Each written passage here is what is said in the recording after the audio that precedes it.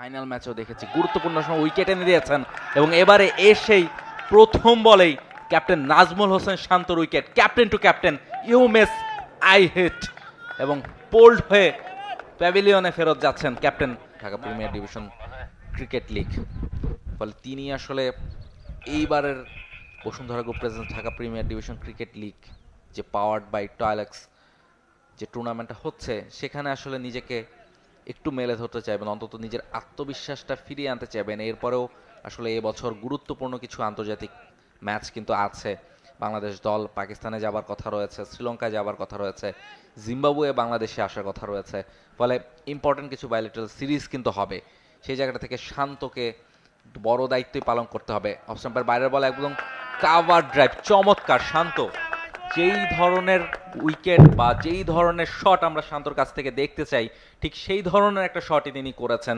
কাভারে একদম অফ স্টাম্পের এতখানি বাইরে হাফ বলে, জুসি হাফ বলে যদি আপনি শান্তকে দেন, ইন্টারন্যাশনাল ক্রিকেট খেলে আসা শান্ত, যেই ধরনের ব্যাটিংয়ের জন্য আসলে শান্তকে আসলে আমরা চিনে থাকি, যে ধরনের ব্যাটিংটা তিনি বয়সভিত্তিক দল থেকে করেছেন এবং যে কারণে আসলে শান্তর উপর বাংলাদেশ ক্রিকেট এত ইনভেস্টমেন্ট করেছেন, সেরকম একটা শটই তিনি খেলেছেন। এই শটটা নিশ্চয়ই এই ইনিংসে তাকে অনেক বেশি হেল্প করবে সামনে এগিয়ে যাওয়ার জন্য।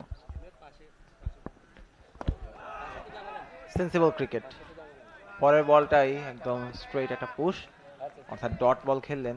বলের মিনিট বুঝে খেলার চেষ্টা করছেন ক্যাপ্টেন। মাত্রই এসছেন, এসেই একটা হাফ ভলি বল পেয়েছিলেন যেটাকে তিনি 4-এ কনভার্ট করেছেন এবং সেটা তার আত্মবিশ্বাসটা অবশ্যই কয়েক গুণ বাড়িয়ে দেবে, যেটা এখন খুব দরকার ক্যাপ্টেন নাজমুল হোসেন শান্তর।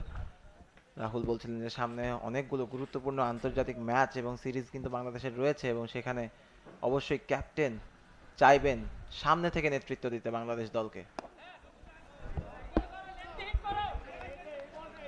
এবার একটু দেখে শুনেই খেলেছেন,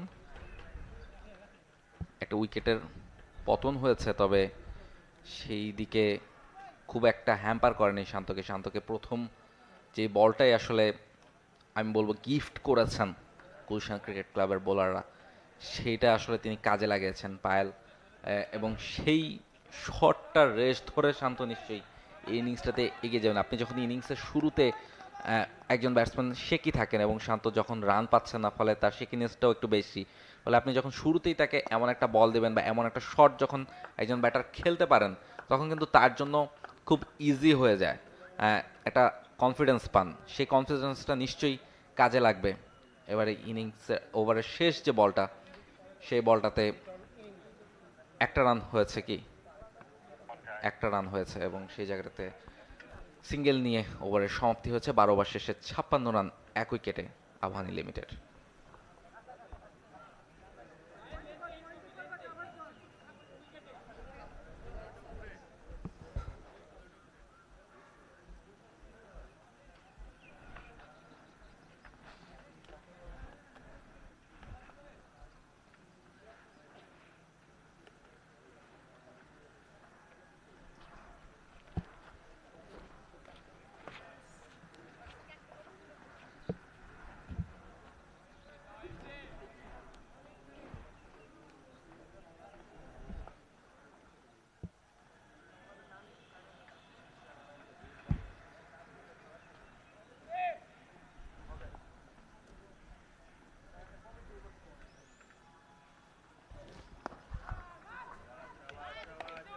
শান্ত একটা এক্সট্রা বাউন্স বোধহয় পেয়েছেন বোলার, এবং সেটা শান্তকে একটু হিমশিম খেতে হয়েছে সে বলটা সামলাতে।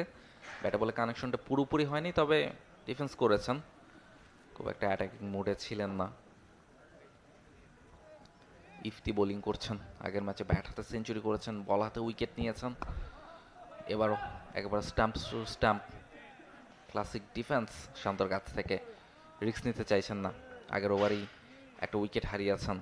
দলের ক্যাপ্টেন তিনি, দলের হাল ধরতে হবে এবং দলকে বড় স্কোরের দিকে নিয়ে যেতে হবে, সেই চেষ্টাটাই বোধহয় করছেন এবং সেটাই করতে চাইবেন খুব স্বাভাবিকভাবে।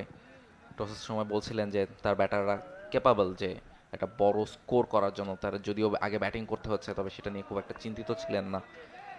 বড় রান করার আত্মবিশ্বাস তার মধ্যে ছিল। যদি করতেই হয় তাহলে আসলে তাকেই সবচেয়ে বড় অবদানটা রাখতে হবে অ্যাজ এ ক্যাপ্টেন।